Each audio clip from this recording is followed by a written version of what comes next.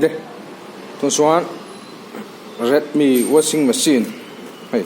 Redmi din je kol me to na mami kha chu mi zia ania an washing machine se mo kha mai ho washing machine se ka tuna chon Redmi din je ka tuna na plug kan on to he lai han suan na kon chin don ni on mai gan ho ai ti ne hom dan te si khop na he to na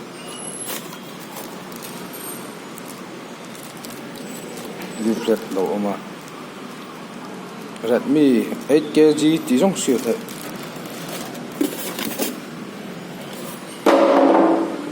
chuan hay hi tùy pipe luôn à cả sao vậy hay chứ hay hi outlet đi ta xì lại nào mà chuan tùy luôn này hi ta ngoài hen đây ông này on chin don này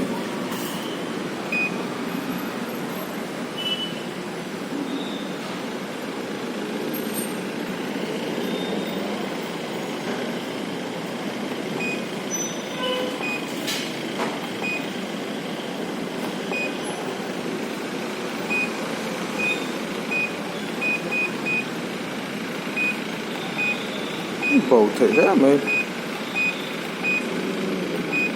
em mi ở trong chú bu trang state mà gần em mấy khang ai đó na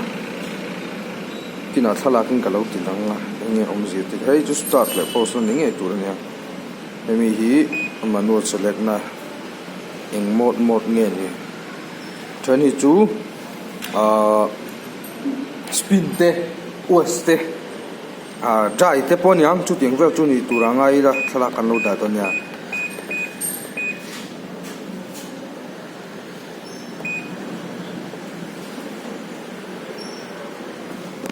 này chung bộ giáo thái thật khóc mày